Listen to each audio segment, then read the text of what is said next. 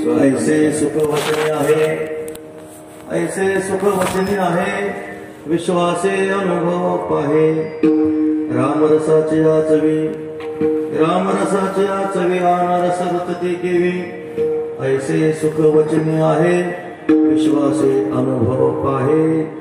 तुका म्हणे चाकोनी सांगे, तुका म्हणे चाकोनी सांगे, मज अनुभव आहे अंगे।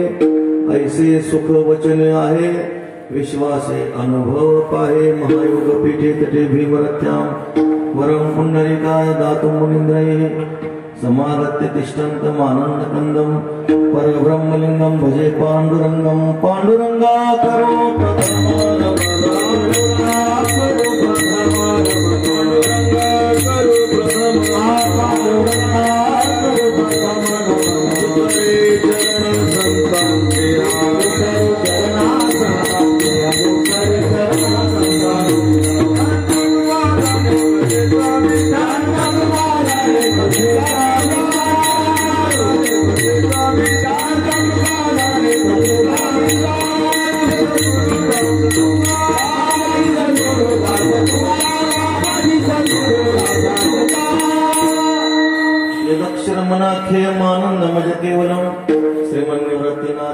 ख्यातम दैवतमाश्रये।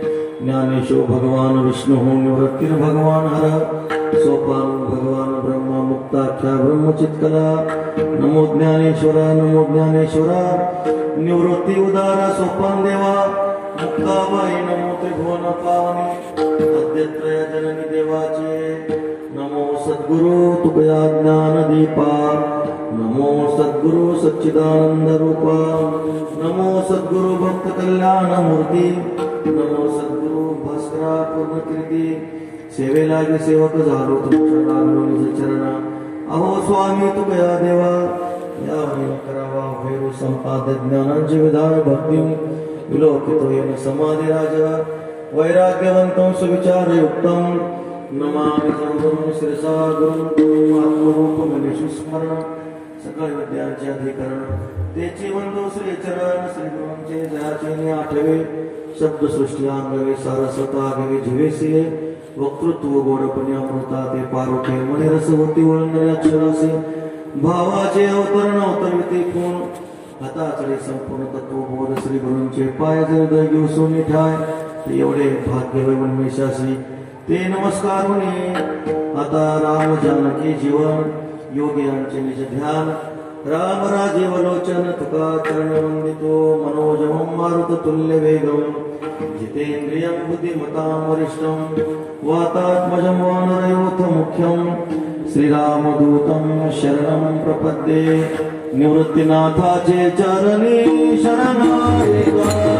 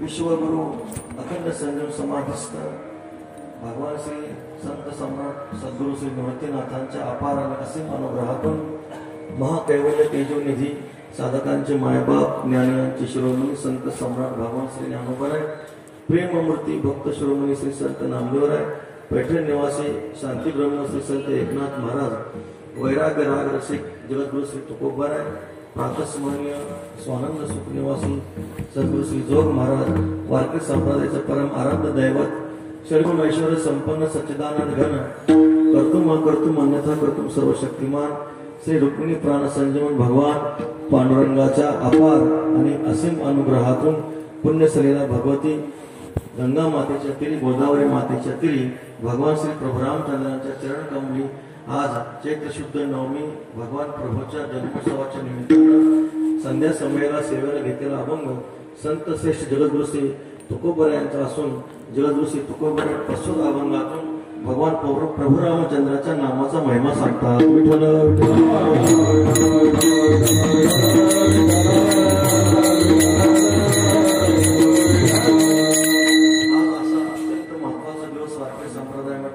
भारतवर्षामध्ये हा अत्यंत महत्वाचा दिवस आहे. चैत्र शुद्ध नवमी आज भगवान प्रभू रामचंद्रांचा प्राकट्य महोत्सव प्राकट्य दिन आहे. त्यानिमित्त सर्व या त्र्यंबकराजाच्या पंचक्रोशीमध्ये सद्गुरू भगवान प्रभू रामचंद्राच्या चरणकमली पुण्यक्षेत्र नाशिक भूमीमध्ये पंचवटी क्षेत्रामध्ये असलेल्या या पुण्यक्षेत्रामध्ये असणारी सेवा आहे.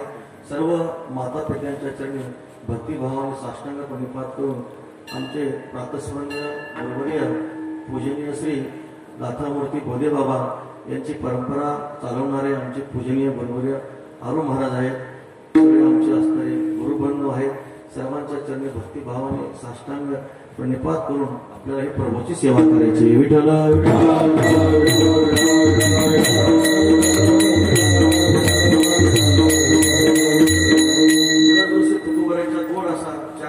अभंग आहे. श्री तुकोबर आहे प्रभूचं नामचिंतनाचा महिमा प्रकट करतात. आज भगवंताचा प्राकट्य दिन आहे. प्रभू रामचंद्राचा जो अवतार आहे शास्त्रामध्ये अवताराचं चिंतन करत असताना सकाळी तुम्ही चिंतन ऐकलेलंच आहे तरी सुद्धा थोडी पुनरावृत्ती म्हणून अवताराचे 6 प्रकार सांगितले. अंश अंशांश आवेश करा पूर्ण आणि परिपूर्णतम. श्री तुकोबर सांगतात पूर्ण अवतार रामकृष्ण. भगवंताचा जो अवतार आहे पूर्ण अवतार आहे. या पूर्ण अवतारामध्ये 4 व्यूह प्रकट झालेले आहेत. भगवान प्रभू रामचंद्र श्री शेष नारायण आहेत, भरतजी महाराज आहेत. म्हणजे शंख आणि चक्र सर्व जे काही भगवंताचे चक्र व्यूह आहे हे सगळं व्यूह 4 व्यूह भगवंताच्या अवतारामध्ये प्रकट झाले आहेत.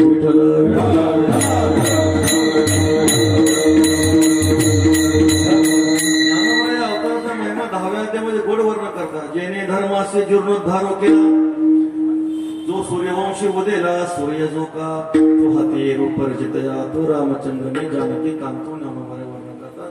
भगवंताचा जो अवतार आहे कशासाठी अवतार झाला परमात्म्याचा.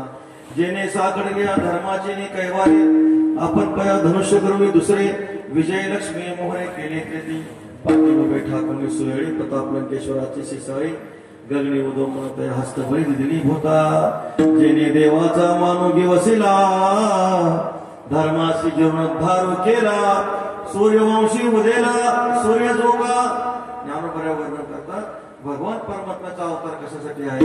जिने देवाचा मानव घेऊसिला. शांतीब्रह्म एकनाथ महाराज भावाकर रांगणामध्ये गोड वर्णन करतात. तोडावया नवग्रहाची बेडी.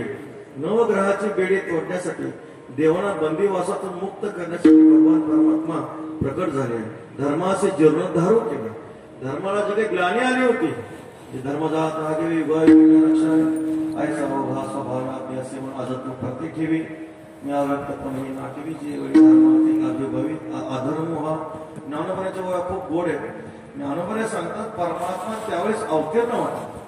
परमात्मा अवतीर्ण होऊन काय करतात. अधर्माचे अवधी तोडी दोषाची लेहरी फाडी सज्जनाकर वेगळी सुखाची मुबई दैत्याची कोळी नासे साधूचा मानू घेऊशी धर्माचे नीतीशी सेज भरी. परमात्मा धर्माचा आणि नीतीचं ऐक्य करतात. भगवंताच्या अवताराचा खूप मोठा महिमा आहे. धर्माचं नीतीचं ऐक्य होणं समाजामध्ये अत्यंत महत्वाचं आहे. कारण समाजामध्ये धर्माचं नीतीचं ऐक्य नाही फक्त धर्माबद्दल बोललं जातं नीतीचं आचरण मात्र घडत नाही. परमपूजनीय गुरुवर्य सांगायचे धर्म आणि नीतीचा शब्दाचा अर्थ सांगायचे. धर्म म्हणजे शास्त्राची प्रत्यक्ष आज्ञा आणि नीती म्हणजे शास्त्राज्ञेप्रमाणे वागणं त्याला नीती म्हणा. विठ्ठल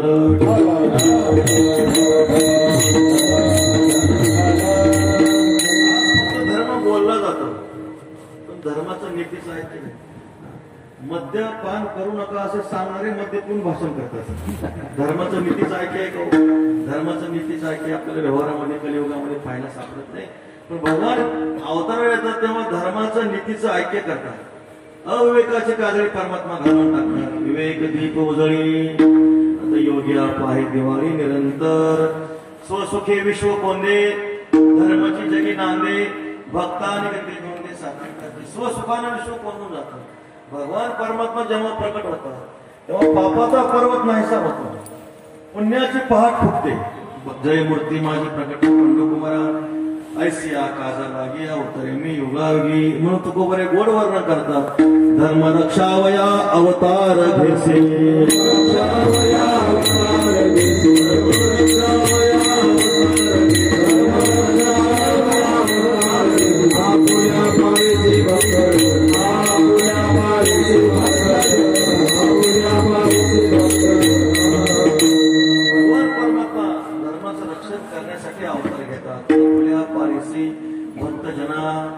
असे जे संत महात्मे भगवान परमात्मा देवाचे अवतार भक्ताचे संसार दोहीचा विचार एकपणे देवाचं कार्य तेच आहे, संतांचं सुद्धा कार्य तेच आहे. दोन्हीचा विचार अवताराचा एक असल्यामुळे देव आणि संत महात्मे वैकुंठातून येऊन काय करत असतात, समाजाची धारणा करतात.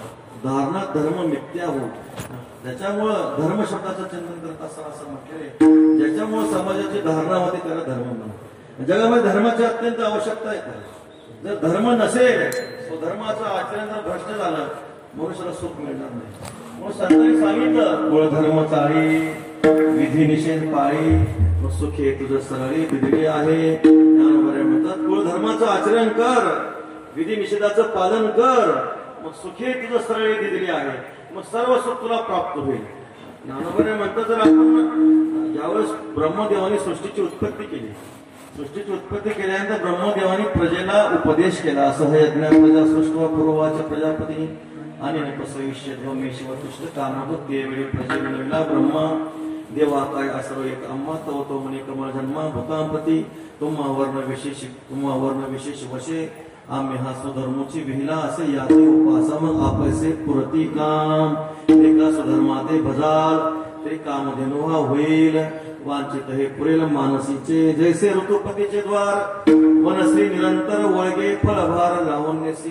ज्ञानोबाने किती गोड वर्णन केले. ब्रह्मदेवाने प्रजेला उपदेश केला, तुम्ही जर स्वधर्माचं आचरण कराल, गुरुगोत्र अग्नी पूजी अवसरी भजे द्विजी निमित्ताधिकी यजी पित्रोद्देशे विविध जे कर्म आहे आपल्याला वर्णाश्रमाप्रमाणे ब्राह्मण क्षत्रिय वैश्य शूद्र 4 वर्ण आहेत, 4 आश्रम आहेत.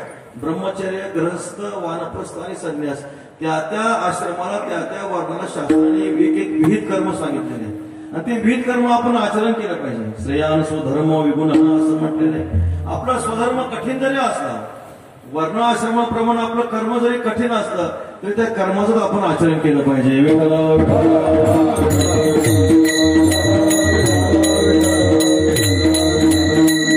महाराजांनी गोड वर्णन केले. लोकांचे धवळारे देखुन्या मनोहरे असले आपले कानाने मोडावे केले.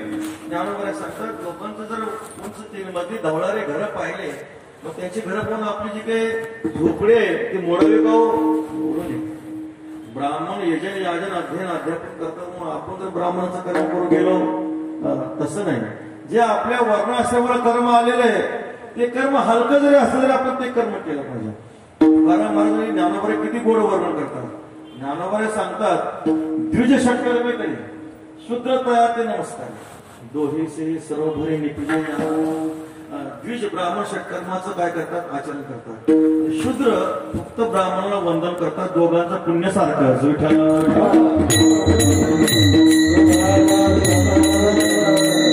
कर्म कोणतंही हलकं नसतं. कर्माला कधी साधं समजून नये. जाणून काढणं सुद्धा ब्रह्मकर्मच आहे. कर्माला कधी साधं समजून नये.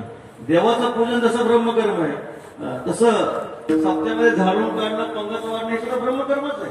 त्याच्यामध्ये काहीच फरक नाही. कर्म कोणतेही हलकं नसतं. म्हणून तुकाराम महाराज किती गोड वर्णन करतात. सजन कसाया विपुलारे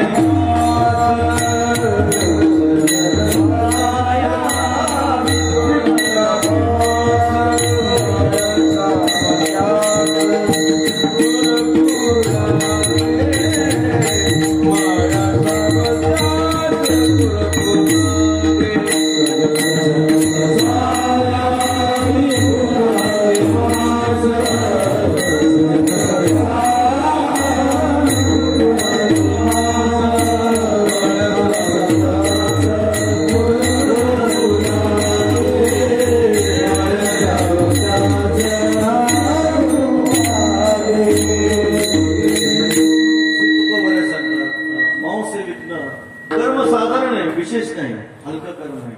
पण तेच कर्म जर आपण पूज्य भावनेने केलं तर परमात्मा सहाय्य करतो. तया सर्वात्मका ईश्वरा स्वकर्म कुसुमाची पूजा की होया पारा पोषाला गे ज्ञानावतात कबीराचे मागे शेले विनी नरहरी सोनारा घडू कुंकू लागे. संतांनी आपलं कर्म सोडलं नाही. कबीर महाराज शेले विनायचे, नरहरी महाराज घडू कुंकू लागे. अशा प्रकारे ते काय सोन्याचं सुवर्णाचं काम आहे ते करायचे. पण परमात्मा त्यांची सेवा करायची. कर्म कधी हलकं नसतं. जे जे काही करीतो देवा ते ते सेवा समर्पित सांगतात. पण कर्माला कधी हलकं आपण समजून ब्रह्म भावनेने त्या प्रकारे केलं पाहिजे. कर्म केलं त्या परमात्मा आपल्याला प्रसन्न होतात. आज अशी परिस्थिती निर्माण झालेली आहे. माणसाने स्वधर्माचा त्याग केलेला आहे. विठ्ठल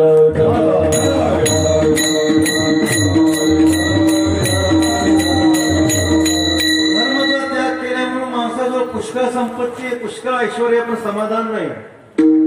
आज लोकांना गाडीचे बंगले आहेत, ते गाडीवर झोप लागत नाही, गोळी घेऊन झोपावं लागतं. काय परिस्थिती विचार सगळं अनुकूल आहे, सगळं अनुकूल आहे, ऐश्वर्य संपत्ती आहे, समाधान नावाची वस्तू नाही. त्याचं कारण काहीतरी चुकतंय. जोडोनिया धना उत्तम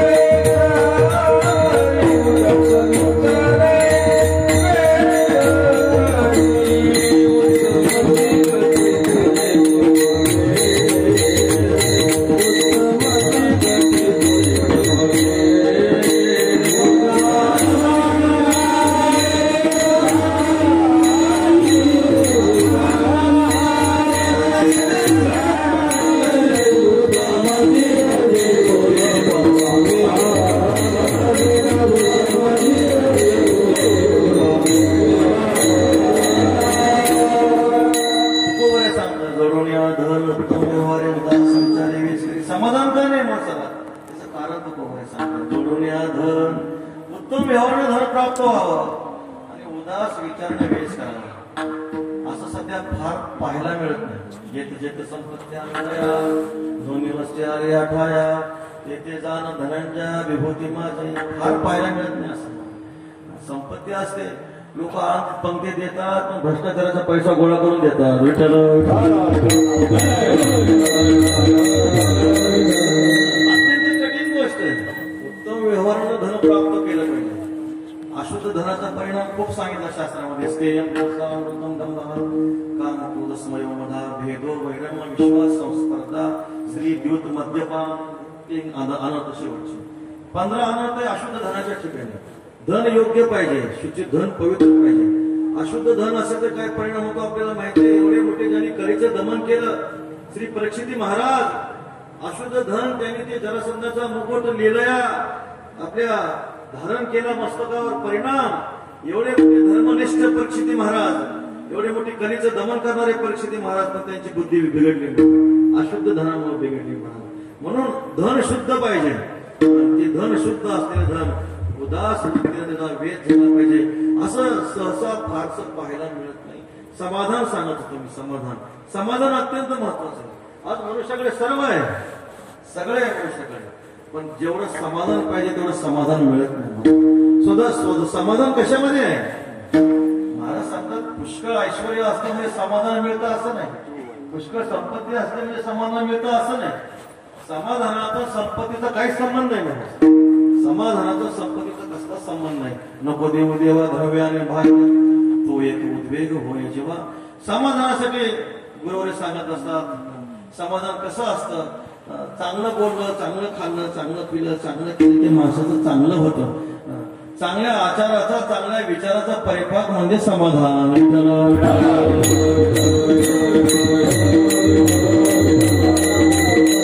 समाधान शब्दाचा याचा अर्थ शांती ब्रह्म गुरुवारी मारुती महाराज बाबा सांगत असतात, समनाम ब्रह्म, आधान म्हणजे अभिव्यक्ती, जिथं ब्रह्माची अभिव्यक्ती होती त्याला समाधान म्हणा. हे समाधान खूप महत्वाचं आहे. समाधानात बाजारात मिळत नाही, माणसाकडे सगळं अनुकूल आहे पण समाधान नाही. त्याचं कारण ज्ञानोबरे सांगतात, तैसा स्वधर्म जरी लोपला तरी सर्व सुखाचा थारा मोडला, जैसा दिपास विहरपला प्रकाश जाय जैसे गतायुषी शरीरी, चैतन्य वासना करी का देवाच्या घरी न राहे लक्ष्मी. ज्ञानोबरे सांगतात ज्याचं आयुष्य संपले तिथं प्राण राहत नाही, चैतन्य वास करत नाही, निदैव पुरुषाच्या घरी लक्ष्मी राहत नाही. तसं स्वधर्माचा जर आपण त्याग केला, स्वधर्माचा त्याग केला तर मनुष्याने किती व्यवहारामध्ये प्रगती करू द्या, समाधान नाही मिळू शकत. आज मनुष्याकडे किती संपत्ती आहे, समाधान पाहायला मिळत नाही. शांती ब्रह्म गुरुवारी बाबा खूप सांगतात, पाठामध्ये सांगतात, कीर्तनात सांगतात. बाबा म्हणतात स्वधर्म कसा लोकला गेला विचार करा. ज्या घरामध्ये परंपरा आहे असे लोक सुद्धा सकाळी नित्यनेम करतात, पूजा करतात, कपाळाला गंध लावतात आणि ऑफिसला जाताना गंध पुसून जातात.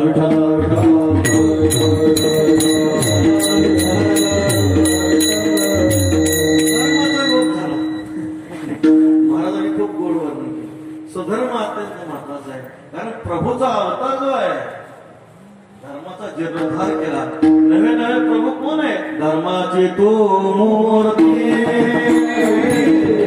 धर्माची तो मूर्ती,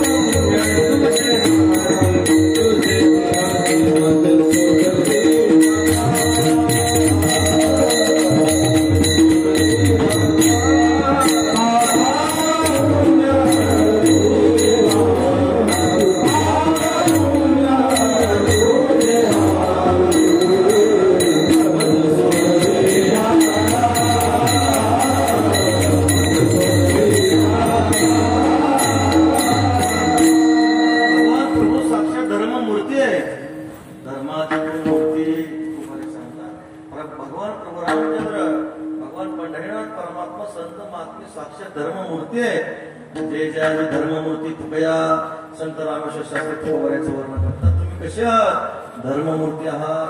प्रभू रामचंद्र धर्ममूर्ती आहेत. धर्माचा जीर्णोद्धार करण्यासाठी, जग सुखी होण्यासाठी प्रभूचा अवतार आहे. आजची परिस्थिती चिंतन करताना एक गोष्ट आठवली म्हणून तुम्हाला सांगतो. आज परिस्थिती अशी, एका श्रीमंत माणसाचा वाढदिवस होता. श्रीमंत माणसाचा वाढदिवस असताना खूप मोठे श्रीमंत लोक आलेले होते, स्त्री पुरुष होते, माता भगिनी होत्या. आनंदाचा उत्सव चालू होता पण त्या गडबडीमध्ये घटना घडली गेली. घरून येते घटना घडली.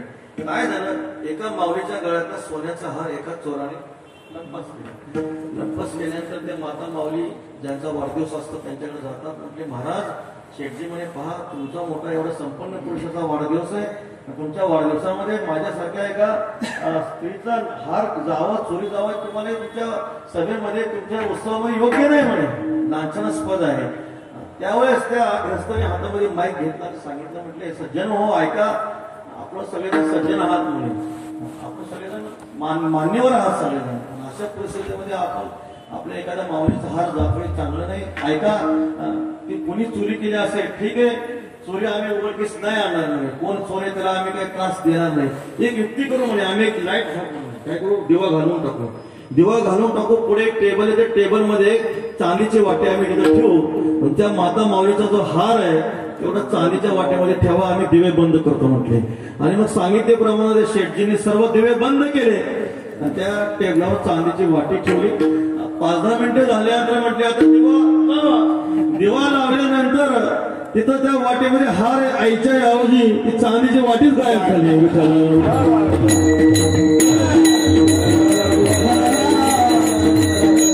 सध्याची परिस्थिती अशी आहे महाराज, सध्याच्या परिस्थिती चिंतन असं आपल्याला करता येतं. म्हणून भगवान प्रभू रामचंद्राचा अवतार धर्ममूर्ती आहे. प्रभू ज्यावेळेस प्रकट होतात, भगवंताच्या राज्याचं वर्णन किती जगद्गुरु गौऱ्यांनी गोड वर्णन केलेले आहे. झाले राम राज्य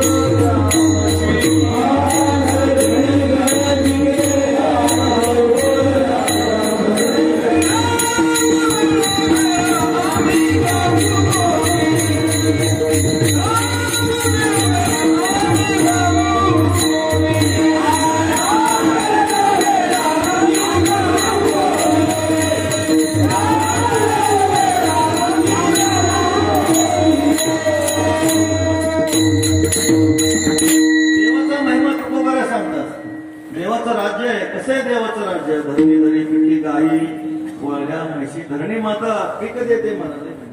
शांतीप्रभू गुरुरे बाबा सांगतात आंब्याला पानं कमी आंबे जास्त. धरणी धरी पिके गुरुरे बाबा सांगतात त्या आंब्याला झाडाखाली झोपलं तरी झोपून तोडा म्हणे आंबे. धरणी धरी पिके काय देवाचा महिमा आहे. गायी वळल्या म्हैसी त्या गायी जे आहेत गायीच्या काशेत स्तनातून जे काय दूध काढायचं तसं नाही. ती गोमाता आपोआप दूध देते.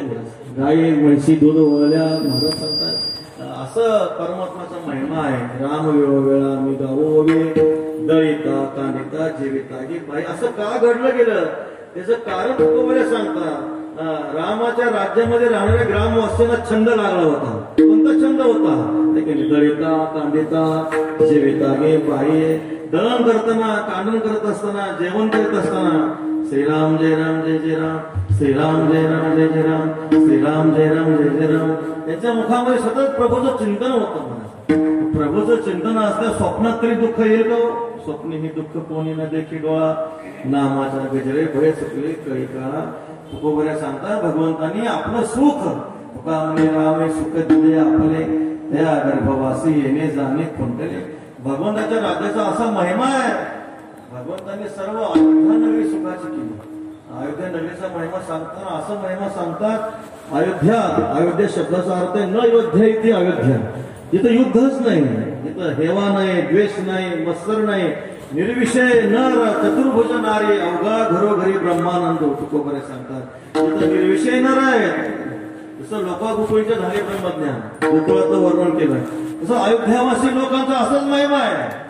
तिथं निर्विषय नर आहे. कशामध्ये आपापसामध्ये भेद नाही काय नाही. व्यवहार करतात ते सुखाचे व्यवहार सुखला आनंद गोंधळा मागे पुढे. अयोध्यावासी लोक व्यवहार करतात. दुकानात जाताना गुळ पाहिजे शेंगदाणे पाहिजे पण तसं नाही. 10 किलो राम द्या 10 किलो पैसे घ्या सगळं रामाचाच व्यवहार म्हणा. त्याच्या मुखामध्ये राम नामाशिवाय दुसरं काहीच नाही. व्यवहार करतात ते करती तया काम धाम तमाल श्याम ध्यानी म्हणे. कारण नळोबारीने त्या गवळणीचं वर्णन करताना असं म्हणे जेविती जेवणी खेळती खेळणी. जेवण करतात खेळणी खेळतात सगळं चित्त त्यांचं तिथं आहे. सगळं चित्त देवाकडे म्हणा. सगळ्या क्रिया त्यांच्या देहाच्या सगळ्या क्रिया चालू आहेत. देह काम करी परिचित्त तिथं आहे. देह शरीरानं काम चालू आहे प्रारब्धानं पण चित्त परमात्म्या ठिकाणी. प्रभूचा राज्याचा खूप मोठा महिमा सांगितला. देवाच्या नगरीमध्ये डॉक्टर नव्हते. देवाच्या नगरीमध्ये वकील नव्हते. देवाच्या नगरीमध्ये घराला कुलप नव्हती. विठ्ठल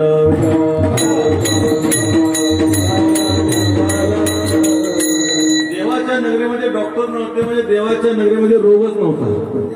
आता कोरोनासारखे कसलेही रोग गेले राजाचं पाप म्हणायचं सगळे भ्रष्ट राजाचं पाप म्हणायचं.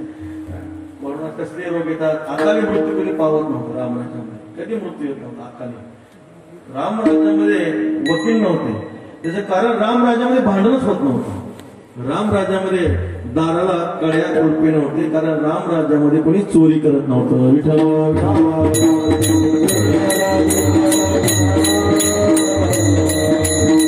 किती मोठा संतांनी अशा प्रकारे प्रभूच्या राज्याचा महिमा वर्णन केला.